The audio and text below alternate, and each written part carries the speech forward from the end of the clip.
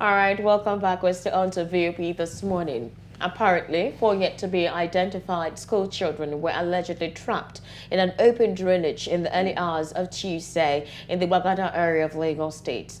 And now, a report gathered indicate that the four children were attempting to cross a flooded expressway in the area when the water swept them into the open drainage. However, three of the children were said to have been rescued from the canal, while the last of them is yet to be removed from the drainage as of the time this report was filed. Now, still with us to talk about this virtually is a legal practitioner, Eze Eluche, and of course, right here in the studio is Evans Ifeli. So, this is not the first time we've heard that either the flood water, kind of carries people away. People get lost in some of these manholes or drainage channels. Would you blame the government for this, the local government for this, or for the people? Or would we blame the natural rainfall? No, it's the government. The natural rainfall is a natural order. Okay, the issue of the constitution says the security and welfare of the people shall be the primary purpose of government. So the number one issue is the security and welfare. Now, you don't have welfare here, security you don't have. So you don't have government, that's what it means.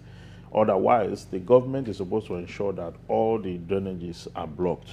Blocked in the sense that they are not open so that they can just carry people away or carry items away. There should be bars. And like I made reference to the Republic of Ireland, where I went to, all their major cities, they split into two. You have a huge drainage at the center of the city. Then you have footbridges across them and at different lengths. So when it rains, the water goes in there. And all the channels through which the water coming through, none of them are just open. Such that, such that you can have cars parked and flood can carry, there are floors that can carry vehicles and take them to unknown destination. But in their own case, it cannot go across the bars on those areas. So we should have something like that to secure lives and properties. Now, does this have, but we don't have it here. Does this have something to do with initial planning? Well, apart from the fact that our cities are not well planned, there is no strategic foresight on safety. Safety measures. This same Lagos, a medical doctor died not up to a month ago or a month ago, died on mysterious circumstances like this because of the lack of safety even in our schools. Safety is not taught. We're taught every other thing. Safety is not part of it. So the children who are vulnerable, okay, you can see that apart from the fact that safety is not a very important issue to us, now it's getting out of because natural disaster and issues of flooding and all that is beginning to happen here. So the government will need to look into that. And each time these things happen, the government will come and they will react. After they react, they will go away. The local governments are not effective. They're not effective because they are not independent. They're not independent, so you can't even hold them to account. They will tell you is the state governor.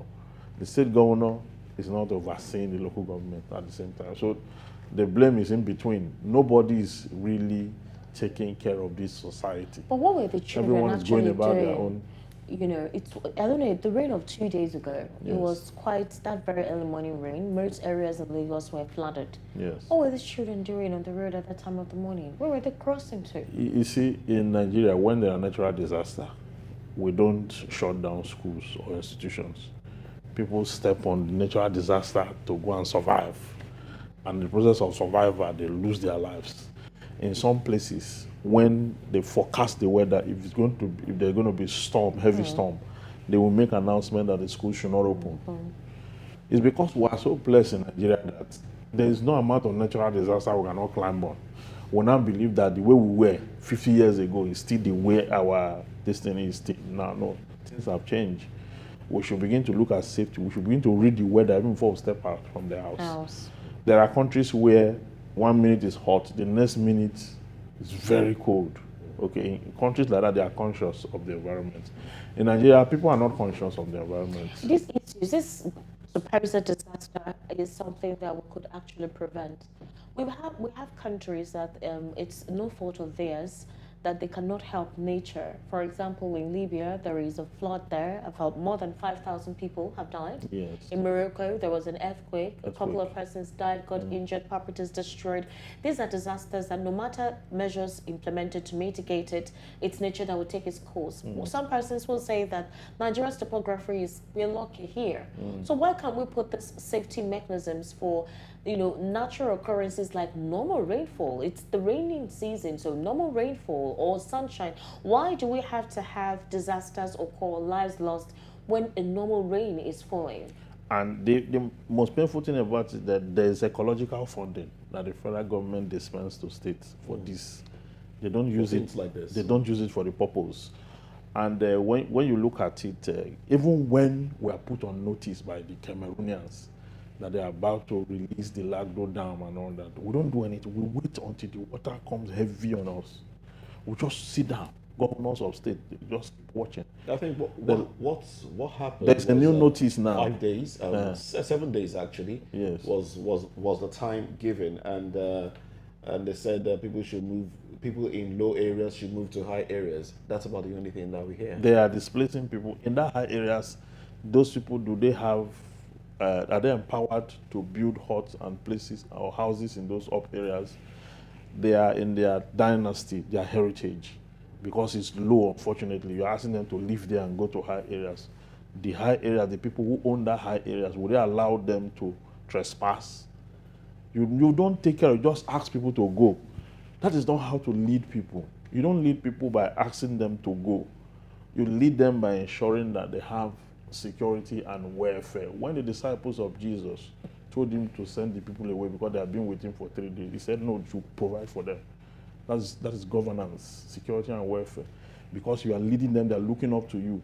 You will provide for them. You will ensure that they have what they should have. So that is how government works. You don't tell people to go. We see how the United States go about their citizens. If one of their citizens in danger, there was a time a citizen was in danger in Nigeria with the insurgents. They came all the way from there and took the citizen away. Why can't we do that? I mean, we use that we don't have the resources, or we don't have the thinking, or we don't have the compassion, or what exactly is it that is the issue with us? In reference to the statement you made about the Lagdo Dam and how it usually affects us, whereby the government is not proactive to see how they can help indigents, who reside in those areas from being displaced by that dam when it opened. 2 months ago, Cameroon said they wanted to open their dam. Yes. I remember at the time that the next thing the federal government did was to send out a notification, or a query rather, that a lot of persons who reside in those areas need to move away from there. And then they decided to dialogue with them not to open that dam. So now we've not heard anything. No mitigating measures are being put in place. Those individuals that they told to move to the highlands, they haven't set up possibly camps or anything. So tomorrow, if Cameroon says we need to release our dam, that's the same thing, the same procedure. So we'll continue to rinse and repeat. Of course, that is what happened last year. Last year, the whole of Kogi, Delta, Adamawa, that belt were flooded. Properties were destroyed. You need to see what happened. People died. You understand? And the federal government, they have not done anything about it. Where is the Minister for Interior? Who is the new Minister for whatever, works or whatever?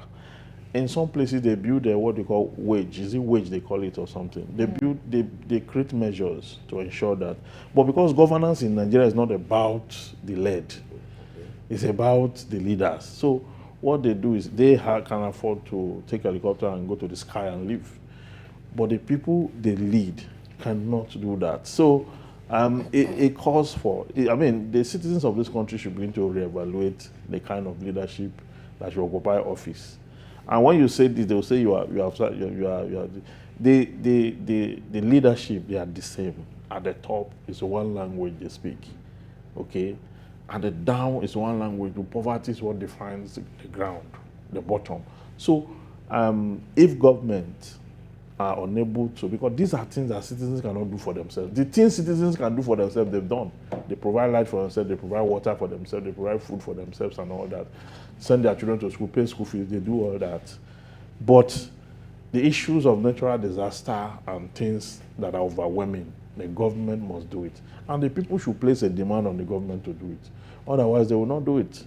Okay, so the people must be, we should not Do you think only... it's about years of being pummeled, whereby you make complaints but no change is made, no change is implemented? No, they You cannot. cry out, you gather at local government, you go to your councillors, you tell them these are your issues, they tell you they will look into it. At the end of the day, nothing. They will not look into it. So the question is, you think they have tried in several ways, but then they can no longer wait. They have No, to just on the whatever issue of requires- flooding, Yes. on the issue of flooding, they have not done anything. The Are you citizens, sure? yeah, they've not. Let me tell you now. You see, Labour want to go on strike soon. It's about fuel, about subsidy, or it's about And salary increments. it's about palliatives. They are supposed to add this flooding to it. That's not Well, that's not the purview of the union. That's not a labor But it issue. would No, affect it's not. It's not people. labour. It's It's not. not labour. It's not welfare. It's welfare now. Who will be affected when this rains? It's the same The labour. people. They are the ones who use their salary to build house and water will overrun it. Because, yeah, I mean, if you say it's not labor issue, it's what? Civil society issue. Okay, let the civil society take it up. If it's not a purview. But I know that it is the case that affects mostly the downtrodden, the society. So society must rise up to that standard. All right. Well, thank you very much, Barrister Evans Ufeli. welcome. And also a big thanks to Barrister Eze Iluche who Iluche. joined us, but I think he has left the room already. We must thank you for your time. Thanks for your contributions. We'll take a break now. When we come back, we'll delve into business, entertainment, and sports. Stay with us.